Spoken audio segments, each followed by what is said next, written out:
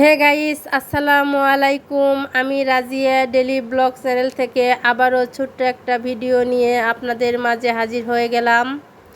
আমার কলিজার আপু ও ভাইয়ারা কেমন আছো? নিশ্চয় ভালো আছো। আমিও আল্লাহর রহমতে ভালো আছি অনেক অনেক। এই তো আমি সকাল সকালই আজকে রান্নাঘরে চলে এসলাম। আজকে আমি রান্না করব বাংলার ইলিশ। বাংলার ইলিশ মানেই পদ্মা নদীর ইলিশ না, এটা চাষ করা ইলিশ। আপনারা বলতে পারেন আবার ইলিশ আবার চাষ করে নাকি। এটা হলে সিলভার কাপ মাছ, আমি একে ইলিশ বলি, আমার মেয়েও বলে ইলিশ। তার কারণ ইলিশ মাছের যে দাম আমাদের মধ্যবিত্ত পরিবারের জন্য সব সময় কেনা সম্ভব হয় না, তাই আমি একেই বলি ইলিশ। 1 কেজি ইলিশ মাছের দাম 2000 টাকা, আর আমি এই ইলিশ কিনেছি 5 কেজি কিনেছি 500 টাকায়। বাংলাদেশের যে অবস্থা, জিনিসপত্রর যে দাম, 1 কেজি আলুর দাম 80 টাকা, আর 1 কেজি সয়াবিন খোলা তেলের দাম হলে 210 টাকা। মানুষ কিভাবে খাবে আর কিভাবে চলবে আল্লাহ পাকই জানে। যাই হোক, খেতেই হবে, কিছু করার নাই। আমি এই সস্তা মাছ 5 কেজি নিয়েছি। মাছগুলো আমি সুন্দর করে ভেজে নিয়ে তারপরে রান্না করব। অলরেডি আমার মাছ ভাজা শেষ। ভিডিওটা যদি ভালো লাগে আমার কলিজার আপু ও ভাইয়েরা অবশ্যই লাইক, সুন্দর একটা কমেন্ট করে দিবেন। আর যারা নতুন অবশ্যই সাবস্ক্রাইব করে পাশে থাকবেন। মাশাআল্লাহ, আপনাদের দোয়ায় আর ভালোবাসায় আমার প্রায় 1000 সাবস্ক্রাইবার পূরণ হতে চলেছে। আর কিছু সাবস্ক্রাইবার বাকি আছে, অলরেডি 1000 পূরণ হয়ে যাবে আপনাদের দোয়ায়। এই তো আমি তরকারিগুলো এখন কষায় নিব।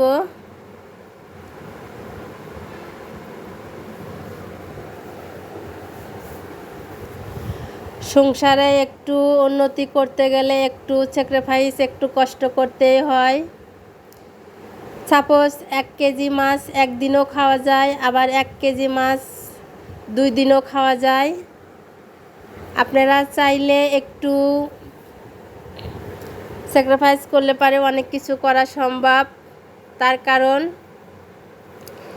এই যে আমি 5 কেজি মাছ 500 টাকাতে নিয়েছি, আবার 1 কেজি মাছ 500 টাকাতে নিয়েছি। মানে এটাও আমার অবসর টাইমে কাজে লাগবে। যখন হয়তো আপনার ডাল রান্না করলাম, ডালের সাথে একটু 2টা মাছ ভাজি করলাম, হয়ে গেল। আর 500 টাকা দিয়ে মাছ নিয়ে তো আর আমি ওই ডাল রান্না করে ডালের সাথে ভাজি করে সব সময় খেতে পারবো না। এই কথা চিন্তা করে আমি 5 কেজি মাছ 500 টাকা দিয়ে নিয়েছি। মাছগুলো অনেক টাটকা ছিল। আর মাছগুলো আমি যখন নিয়েছি ভিডিও করার আমার সুযোগ হয় নাই, অনেক রাত হয়ে গেছিলো মাছগুলো কাটতে। আমি এই যে তরকারিটা অলরেডি কষাই নিলাম, আলু আর পটল।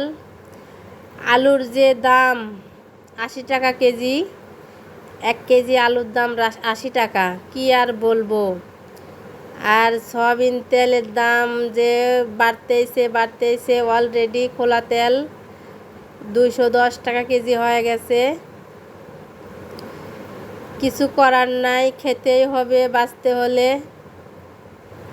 তারপরেও একটু হিসাব করে চলতে হবে, একটু হিসাব করে চলে কিছু টাকা আয় করতে হবে।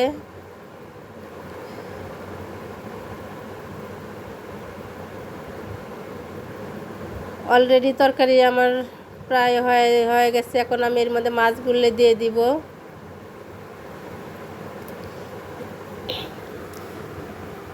আর আমি যেভাবে প্রতিদিন রান্না করি এটাই আপনাদের মাঝে শেয়ার করি।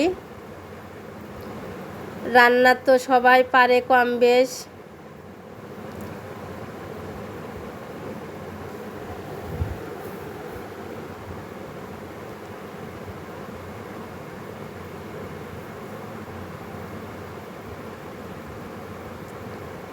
আর এই যে আমার চুলা পাটটা দেখতেছেন, চকচকে ঝকঝকে।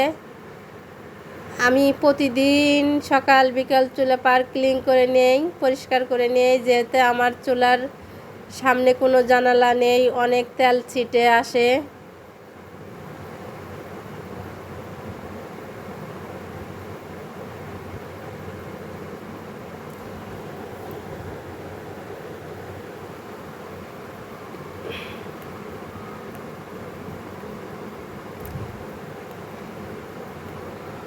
এই যে আমি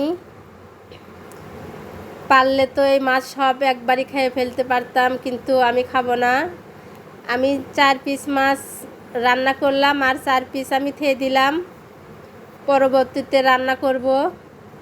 এভাবে যদি একটু হিসাব করে চলেন তাহলে অনেক কিছু করতে পারবেন। সংসার সুখী হয় রমণী গুণে, এই কথা সত্যি হয়েছিল আমার মায়ের জীবনে। আমার মাও তাই করতো। আমার মা তো গ্রামে থাকে। আর আগে তো এত 5 কেজি 10 কেজি তেল কিনতো না। আমি ছোটোবেলায় দেখতাম 1 কেজি তেল কিনতো। আমার মা আবার কি করতো, অন্য এক বোতলে 1 পোয়া তেল খেয়ে দিত। মানে 7 দিন পর পর বাজারে যেত আমার আব্বা, আর ওই 1 পোয়া তেল আলাদা করে থুতো, যাতে কোনো সময় মেহমান আসে তখন বের করে রান্না করতো। মেহমান এলে তো অনেক রান্না হয়, তেলের প্রয়োজন বেশি। এই জন্য আমার মা কী করতো, ওই 1 কেজি তেলের মধ্যে থেকে 1 পোয়া তেল আলাদা করে খেয়ে দিত।